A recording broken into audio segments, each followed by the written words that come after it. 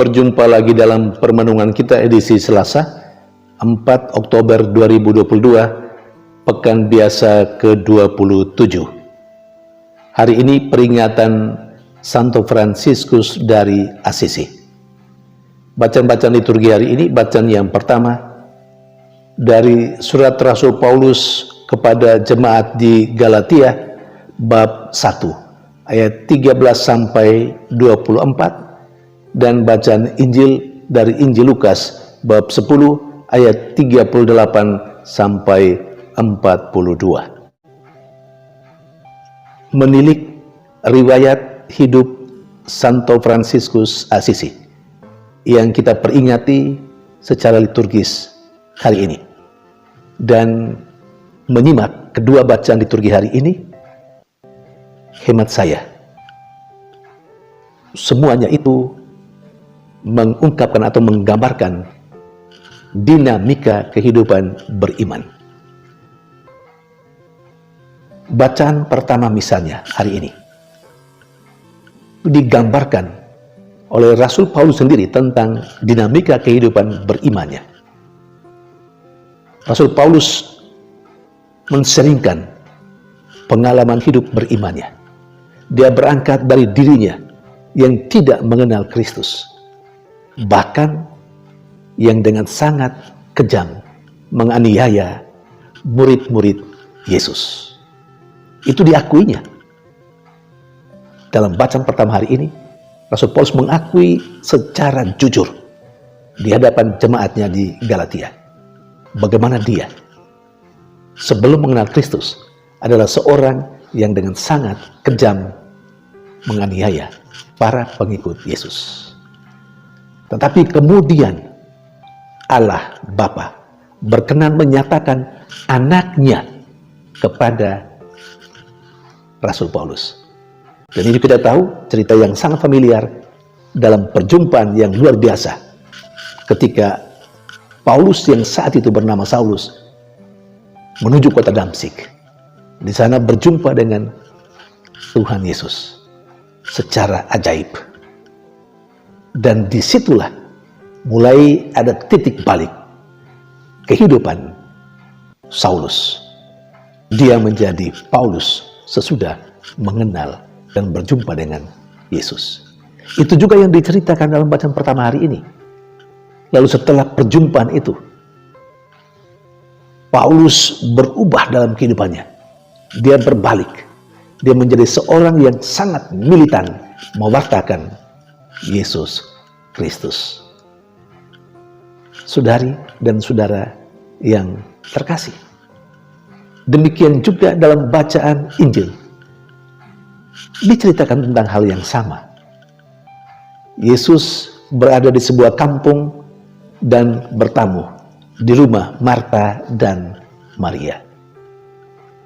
Marta sibuk melayani Yesus, sementara Maria duduk mendengarkan pengajaran Yesus. Sebenarnya Marta berbuat hal yang baik.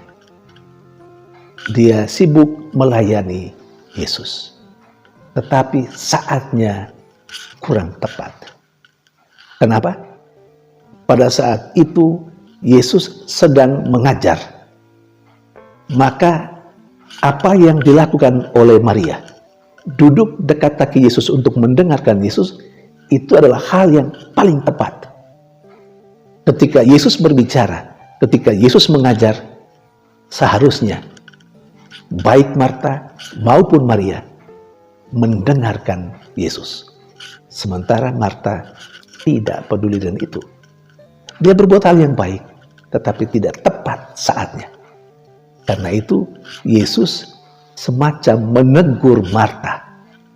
Marta, Marta, engkau sibuk dengan banyak hal, tapi Maria telah memilih yang terbaik baginya. Saudari dan saudara yang terkasih, melayani secara horizontal, melayani sesama sebagai atau sesuai dengan tata krama, itu hal yang baik.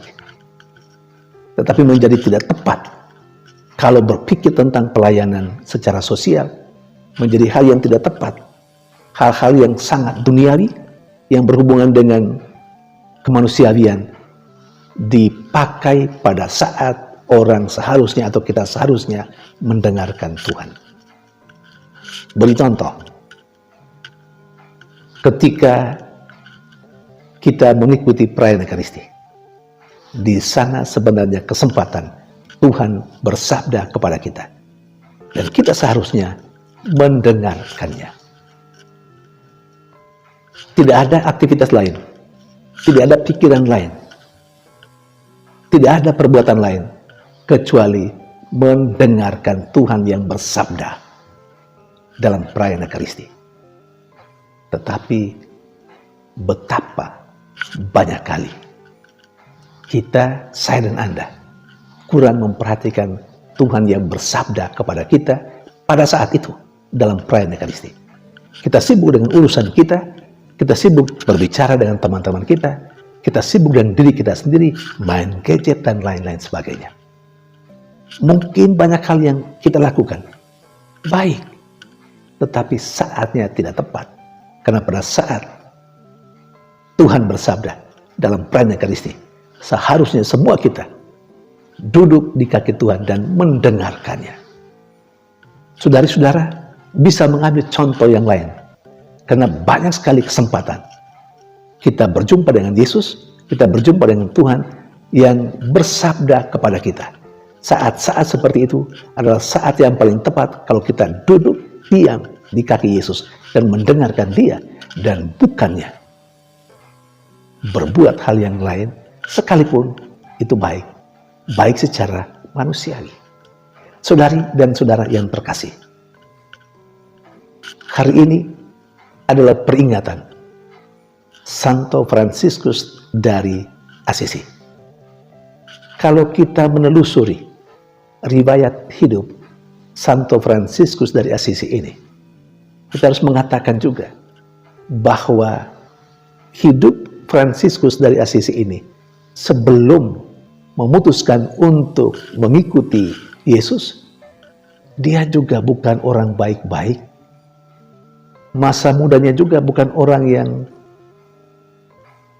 suci. Tetapi saat dia menyadari bahwa dia harus melepaskan harta kekayaan milik orang tuanya, meninggalkan semuanya itu, dan mengikuti Tuhan, secara khusus mengikuti Tuhan yang rendah hati dan mau menjadi miskin, meninggalkan segala-galanya. Saat itu dia sedang mengalami dinamika kehidupan beriman di dalam dirinya. Sampai sekarang Fransiskus Assisi yang sebelumnya bukan orang baik-baik, tetapi setelah saat dia mengalami perjumpaan dengan Tuhan, dia menjadi pada akhirnya orang kudus yang sangat terkenal.